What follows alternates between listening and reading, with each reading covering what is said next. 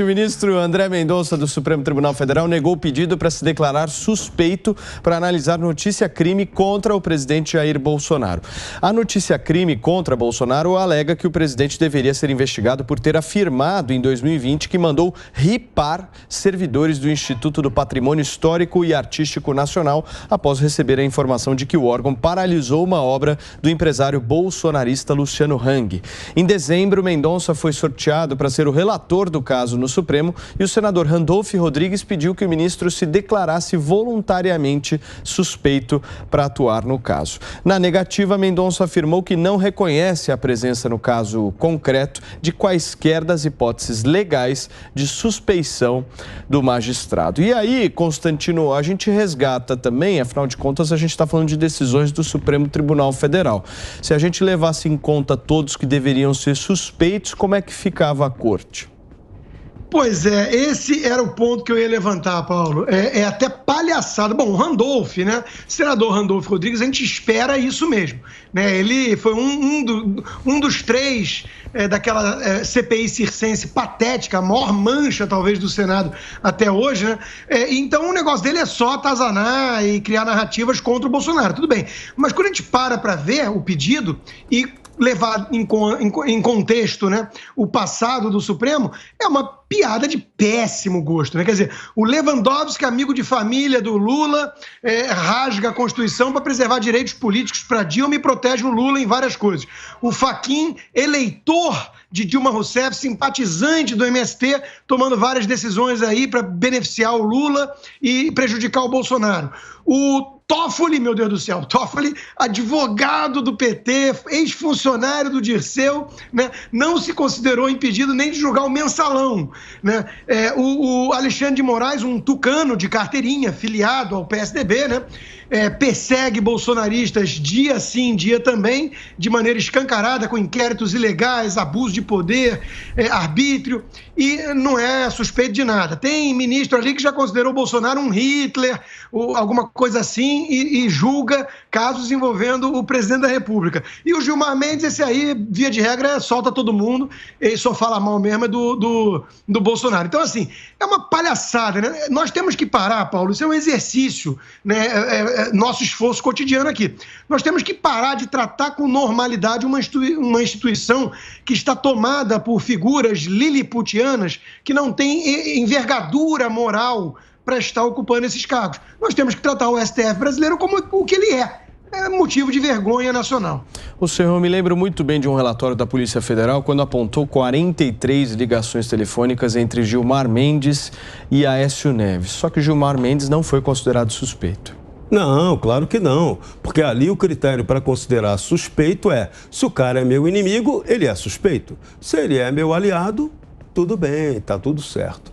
Por isso, agora, nesse momento, nem cabe esse pedido de suspeição ao André Mendonça. Quando alguém chega ao Supremo Tribunal Federal, e essa jurisprudência já foi até determinada, o cara passa a fazer parte do time do Supremo Tribunal Federal. Então, ele esquece, como se ele apagasse o passado para fazer parte daquela corte. Foi assim em todos os julgamentos passados, desde o mensalão para cá. Então, questionar isso agora é besteira absoluta. Não vai ser nenhum ministro daquele que vai se considerar suspeito para julgar nada. Então é isso.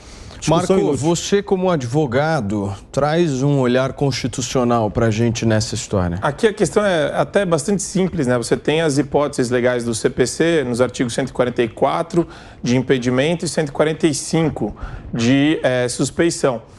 Não existe suspeição nesse caso porque não existe um laço de amizade íntima entre o presidente e o ministro. Né? É com base nisso, inclusive, que o ministro alega a ausência de suspeição dele. Agora, tirando essa questão mais formal e de interpretação da legislação, Paulo, o que eu quero usar como gancho aqui é muito mais como os ministros não têm usado a moderação, né, para agir no dia a dia. E como isso tem sido, ou melhor, como isso começou com um probleminha chamado TV Justiça. TV Justiça surgiu lá no começo, né, 2000 e pouco, Surge a TV Justiça e ela vem, né, com a câmera, com o microfone para os ministros do Supremo prolatarem as suas decisões, prolatarem o que eles pensam. E virou um apelo midiático, Paulo, que não só a gente viu na primeira fileira os debates acalorados e as ofensas que um ministro tecia contra o outro, que para mim é circo midiático e só tira a credibilidade do Supremo Tribunal Federal, como a gente viu a evolução disso. Aí é ministro em roda viva, ministro dando entrevista para Fantástico, ministro falando no Twitter. A hora que você vê, o ministro ele perdeu completamente a noção da liturgia do cargo que ele exerce e ele se tornou um player político. Então, isso para mim é muito pior em todos os sentidos quando os ministros do Supremo fazem isso, porque descredibiliza a Corte. A Corte, que é para gerar segurança e previsibilidade jurídicas no Brasil, só gera o contrário. É caos, é desinformação e é briga e picuinha com um monte de gente na política que não deveria ter. Então, a gente vê um anão moral, que é o Randolfo Rodrigues, tentando de todo jeito ganhar algum tipo de atenção midiática. Na semana passada foi no Tribunal de Haia, levou pau, né? E vai levar pau de novo toda vez que ele tentar isso daí, a não ser que caia com a pessoa certa. Se cair uma petição com o Lewandowski, talvez ele ganhe. Então é uma pena que a gente tenha presenciado isso, principalmente no Supremo Tribunal Federal. Piperno, por favor, senhor. É por isso que ano que vem a prioridade tem que ser, nesse ano, nessa eleição, eleger senadores capacitados a cumprirem a função constitucional deles de fiscalizar e acompanhar o trabalho do Supremo Tribunal Federal para que a gente possa restabelecer esse equilíbrio institucional. Perfeito. Porque não é possível que ministro do Supremo faça crítica, como eles fazem, ao presidente da República. É ataque de um poder, de um órgão que é constitucional aos poderes. Não pode isso acontecer. Piperno, o Mendonça é ou não é suspeito? Paulo, eu até tratei desse tema com o Marcos aqui no programa anterior e vou concordar com parte da argumentação do Constantino. Mas veja, o fato dele argumentar que não, de alguém argumentar que não tem íntima ligação com o presidente, aí também a gente está querendo que os nossos amigos imaginem que todos nós estejamos numa ilha da fantasia. Veja, no dia, o presidente da República disse que finalmente ele ia ter um ministro para tomar uma cerveja com ele.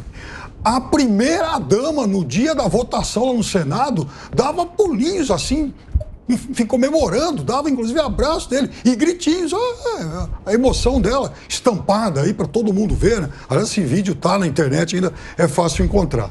Agora, a parte que eu vou concordar com o Constantino é o seguinte, aliás, a exceção de dois detalhes, quando ele fala que o Fachin votou na Dilma e tal, bom, todo mundo votou em alguém.